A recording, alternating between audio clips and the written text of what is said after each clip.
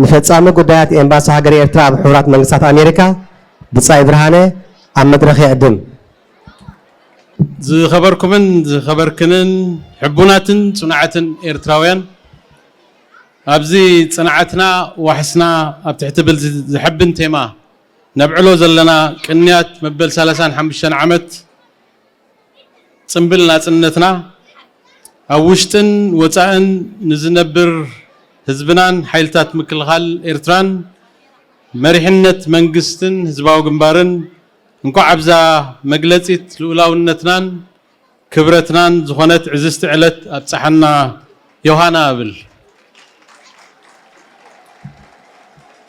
ኩሉ ስፖርታውን ባህላውን ንጥፈታት ሓዊስካ ንልዕሊ ሓደ ሰሙን ክካየድ ዝቐነየ በዚ ናይ ሎሚ ምሸት ዛዛምን ኣንፀባራቕን ጽምብል ንኸፎ ዘለና ቅንያት ናጽነትና ብቐንዱ ብተሳትፎኹም ሱታፌ ህዝቢ ዝዕወት እኳ እንተኾነ ነቲ ካብ ቅድሚ ኣዋርሕ ጀሚሩ ዝተኻየደ ምድላዋት ከዋድዱ ክንደይ ፃዕሪ ተወፋይነት ግዜ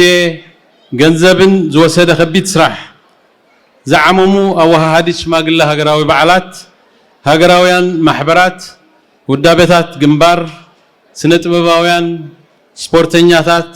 ክኢላታት ሰኣልትን ክኢላታት ስርዓተ ድምፅን እተን ኩሉ ዘይሰኣነን ቀረብ እኽለማይ ኣዳልየን ዘዓንግላ ኣዴታትን ኣሓትን ብፍላይ ድማ ደቅና ኣባላት ጉጅለ ባህልናን ተማሃሮ ቤት ትምህርቲ ኣዳልን ኣሕቢንኩምና እንዳበልኩ ብስም ኩሉ ተሳታፋይ ህዝብን ኤምባሲ ሃገረ ኤርትራን ፍሉይ ምስጋናን ኣድናቆትን ነቕርብ። ዝኸበርኩምን ዝኸበርክንን ምርግጋጽ ናጽነት ንህዝቢ ኤርትራ ፖለቲካ ዓወት ጥራይ ኣይነበረን። ብመሪር ቃልስን ክቡር መስዋዕትን ዝተረኽበ ስኒትን ምክብባርን ዝሰረቱ ህንፀት ነባሪ ኤርትራዊ ሃገራዊ መንነትን ኣተሓሳስባን እውን እዩ ነይሩ። ስለዚ እዛ ዕለት እዚኣ በቲ ዘይንቕነቕ ጽንዓት ዘይርብርብ ተወፋይነት ዘይደክም ኒሕ መዳርክቲ ዘይርከቦ ቅያ መስዋዕትን ጅግንነትን ዝተረኽበት ህያብ ሰማዕታትና ስለ ዝኾነት ኣብ ታሪኽና ንዘንቲ ዕለት ብግብራዊ ስራሕ ተወፋይነትን መስዋዕትን ከቢራ ትነብር ትእምርቲ ህላዌናን ሃገራውነትናን እያ። ንሕና ከም ህዝቢ ናጽነትናን ልኡላውነትናን ኣብ ምርግጋጽን ምዕቃብን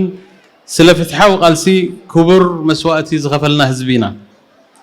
ኣብዛ ፍትሒ ዝጎደላ ዓማጺት ዓለም ዝተገብረልና ዘይተኣደነ ጸቕጥን ዓለቑን መኪትና ሓራ መስመርን ርእሰ ምርኮሳን ከም እምነት ኣምሊኽና ሳላ ዝመከትና እንሆ ሎሚ ኤርትራ ክብረታ ዘወሓሰት ብዝኾነ ዘይትነዓቕ ምቕሉል ግን ከዓ ኣዝዩ ኣገዳሲ ዞባውን ዓለማውን ኣበርክቶ ዘለዎ ሃገር ምዃና ኣመስኪራ ኣላ። ኣብዚ ዞባናን ዓለምን ኣብ ዘይርጉእ ኩነታት ዝርከበሉ ዘሎ ተኣፋፊ እዋን ኤርትራ ካብ ኩሉ ሓደጋታት ነብሳ ተኸላኺላ ኣብ ዞባ ቀይሕ ባሕርን ቀርኒ ኣፍሪቃን ምስ ዝርከቡ ናይ ሰላምን ምክብባርን መሻርክቲ ብምጽማድ ነቲ ሓደጋ ንምድራት እንተተኻኢሉ ድማ ንምእላይ ኣብ ዝግበር ፃዕሪ ኣበርክቶኣ ኣይበቐቐትን። ኤርትራ ሕጂ እውን ኣብቲ ካልእ ኣማራፂ ዘይርከቦ መትከላት ኣህጉራዊ ሕጊ ተመርኩሳ ምትሕብባርን ምኽባር ግዝኣታዊ ሓድነትን ዝኽተል ስትራቴጂ ሰላምን ምርግጋእን ዘቐድም ንዓመፅን ሕልሚ ጎቦጣን ወራራትን ዝስዕር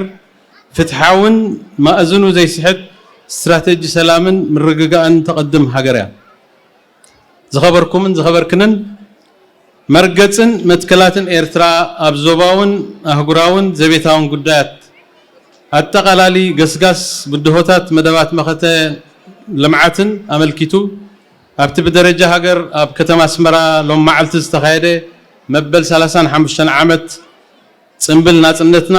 ክቡር ፕሬዚደንት ኢሳያስ ኣፈወርቂ ዘቕረቦ ሰፊሕን ኣማእዛንን መግለጺ ተኸታቲልኩሞ ከም ዘለኹም ግምት እቶም ዘይሰማዕኩሞ እውን ግዜ ሂብኩም ክትሰምዕዎ እንዳዓደምኩ اتزغربه مغلطي سفيح جمجم زلونا يا مدرخن ما أزن قعزو مختنان لمعتاو مدباتنا نانتصير والله نزي زلو خنثات نابرب حنا نمقيارن أب مدبات لمعاتن مخت إجامنا نمبركات زخلنا مرداتا تقدسنا خنا للي بزاق قطامزي كزخاخر دلي قداي كلتا أو زمدنا إرتران أمريكان تاريخاو دحر بايتو كيزنقعكا كابتي عالمنا بحر قوتسكوز تخود دلا قعزو مسققار ناب حدش عالماو سرعات نتسلكا خرئي خمزي كال ردويو إرترا مس أمريكا كتمعبلو تدلن تتعتلون كلتا أو زمدنا أب متكلات بوليسي وطاي إرترا استسرتيو اتمريح متكل نايزوم متكلات لؤلاوي معرنتن حبراوي شركنتن زبل نتبيو إرترا كاب جزء حرنتاو سورة جميرة تغتلو حارة مسمرن رئيس مركوسان منبارو ردو كوينو دحرنا تنت بفلاي دما خاب كلتشحن حمشتن دحرجن نزمت كلزن نمدلدالن نمتجبارن أيفال نمتصوتان رديئتن بمبال نايوت أي بوليسا أب شركنت وفرن نقدن كم سرت بمقبار أب أفريقيا إتا أنكو رديئت زي تقبل ناس هاجر كابتخون للعسران حدا عمت حالف الله إزي مرقت إزي بهاجرات معراب زتحرمه أب أفريقيا خرئة زي تبيوه كم نوري زحسب متكلات لزهونه مرعامون متقبارون كاللي لا ينبرن واقاون كفلنا له حجون مس أمريكا نمسرتو خلتا أو زمدنا كاب سقطن قداتاتن ناس أزخونه أبرديت زيكونه أب شركنتن لولا ومعرنتن استسرته كبرت هاجرن هزبن زقدم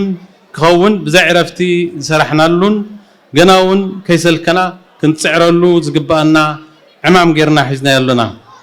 هذا معلتي كم نعوة اللدما زتراتر يلبون أما دبنمتا أول ساعة نبرو زيجاتات بفلاي دما أمريكا أبز حلفة مدرخات قالسي نناس النتن من كل خالن ما ختل ولا النتن زجبركم أبركتو أزيو عزوزن زمسكننيو نزستهم زباو أبركتو كم بهلي نمغتصالون كولدو ناولدو نمسجارون أبز جبر أبكمينا زلعيو قليل كم زي كونجن مستبحال يدلي هاجروا من نتنا أم عقاب مخته حزباو دبلوماسن حبريتان مرخبيتاتن بمحيال فلتاتن مويان بمدلابن ناب هاجر بمسجارن حيال حدنتو زصنعي كوم بمونان أما دبات لمعاتن مختن زلكم أبركتو ممليسو عزز منقستن أوشت هاجر زنبر حزبنان عبي امنت زحدر له قداي سلازخونه نمتقبارو نفس وكف إرتراوي يجقو خسبسبن وترو قداي هاجرون حدر سماءاتاتون كقدمن بزعزوز هقاطامي مقلول لبواي كقرب أفقد لي نواري زخرن كبرن سماءاتاتنا عاوتنا حفاش